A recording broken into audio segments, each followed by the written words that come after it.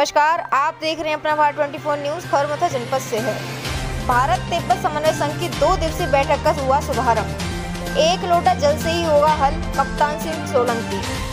शनिवार को वृंदावन के बुर्जा मार्ग स्थित केशव धाम में भारत तिब्बत समन्वय संघ की एक बैठक का आयोजन किया गया, जिसमें सर्वप्रथम हरियाणा व त्रिपुरा के पूर्व राज्यपाल प्रोफेसर कप्तान सिंह सोलंकी व युवा राष्ट्रीय अध्यक्ष नीरज सिंह, जिला अध्यक्ष राजकुमार खंडेलवाल के द्वारा भारत माता की चित्रपट्टी समक्ष दीप प्रज्वलन कर बैठक का शुभारंभ किया गया। वहीं भारत तिब्बत समन्वय संघ के राष्ट्रीय महामंत्री राजू मालवीय ने बताया कि संघ के द्वारा चीन से तिब्बत और कैलाश मानसरोवर की आज़ादी के लिए इस बैठक का आयोजन किया गया है। इस बैठक में देश के कोने कोने से करीब 200 कार्यकर्ता पधारे हैं। सभी कार्यकर्ताओं के द्वारा चीन से तिब्बत और कैलाश मानसरोवर को आज़ाद कराने के संबंध में अपने अपने विचार रखे जाएंगे। यह बैठक लगातार 2 दिनों तक चलेगी। वहीं उन्होंने बताया कि भारत तिब्बत समन्वय संघ अपना करीब 1.5 वर्ष का कार्यकाल पूरा कर चुका है। इसका गठन कोरोना काल के दौरान 14 जनवरी को किया गया था। वहीं उन्होंने बताया कि इस बैठक में तिब्बत की महिलाओं पर हो रहे अत्याचारों पर भी विचार किया जाएगा। वहीं उन्होंने बताया कि तिब्बत महिला वेलफेयर सोसाइटी के सदस्य भी इस बैठक में सम्मिलित हुई हैं।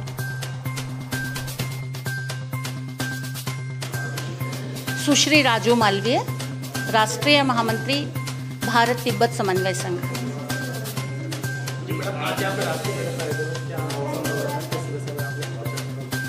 बिल्कुल, भारत तिब्बत समन्वय संघ का प्रारंभ कोरोना काल में 14 जनवरी 2021 को हुआ था। आज हम 1.5 वर्ष के बाद प्रत्यक्ष रूप से बैठे हैं और मुझे बताते हुए प्रसन्नता है कि 28 प्रांत के लोग 200 की संख्या में यहाँ पर उपस्थित हैं। हम अगले 2 दिनों तक विभिन्न सत्रों में यहाँ बैठेंगे। इसके पूर्व हमने जब जूम मीटिंग की थी, उस समय राष्ट्रीय बैठक हमारी हरिद्वार में थी और कोरोना के कारण हमने उसको ऑनलाइन किया था, वरना वो भी प्रत्यक्ष थी। उसमें हमने 10 प्रस्ताव किए थे। आज हम उन्हीं प्रस्तावों को आगे बढ़ाते हुए भारत तिब्बत की आज़ादी के लिए, कैलाश मानसरोवर की मुक्ति हो, तिब्बत की आज़ादी हो और भारत की समृद्धि चाइना की वस्तुओं के आर्थिक बहिष्कार में है, इन 3 विषयों को केंद्रित करके हमारी ये बैठक है। तिब्बतीन बहनों के साथ जिस तरह का अत्याचार हो रहा है, उसको रोकने के लिए हम संकल्पित हैं। इसलिए आज हमारे साथ तिब्बतीय वुमेन एसोसिएशन की बहनें भी हैं, जो 38 रीजनों को यहाँ से रिप्रेजेंटेट कर रही हैं। आज हम 2 दिनों तक भारत तिब्बत समन्वय संघ के माध्यम से अपने उद्देश्य की पूर्ति के लिए विभिन्न विषयों पर चिंतन करेंगे। अभी उद्घाटन सत्र हुआ है, चल ही रहा है, जिसमें माननीय कप्तान सिंह सोलंकी जी जो हमारे संरक्षक हैं, उनका मार्गदर्शन हम सबको मिलेगा और इस 2 दिन के अभियान में सारे विषयों पर चर्चा और चिंतन के बाद हमारे अगले वर्ष के काम की दिशा तय होगी। सर, आज जो ये चिंतन शिविर हुआ है, ये किस विषय को लेकर हुआ है और क्या इसमें चिंतन? भारतीय तिब्बत समन्वय संघ आज चाइना की साम्राज्यवादी नीति, विस्तारवादी नीति के खिलाफ तिब्बत की आज़ादी और कैलाश मानसरोवर की आज़ादी के संदर्भ में प्रस्ताव पारित किया गया है। ये सभी प्रस्ताव पूर्व में भी हम राष्ट्रपति महोदय के समक्ष रखे हैं और इसको जन आंदोलन का रूप लेना है, ऐसा आज हमारे इस चिंतन शिविर में प्रस्ताव पारित किया गया है।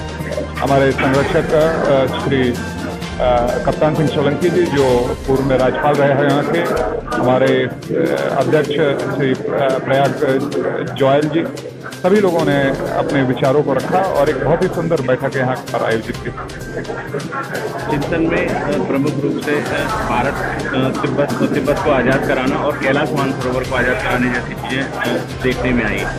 क्या आप मानते हैं कैलाश मानसरोवर की जो आज़ादी है उसके लिए क्या करना चाहिए?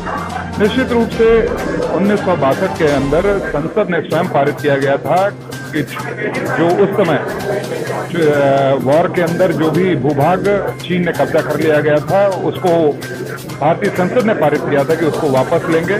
हम उनकी कही हुई बात कह रहे हैं कि हमें वो सारा भूभाग वापस चाहिए और साथ ही साथ जो सेना वहाँ पर जो खड़ी रहती है, जो हमारी सीमाओं को रक्षा करती है, उनसे हथियार जो वापस ले लिए गए हैं।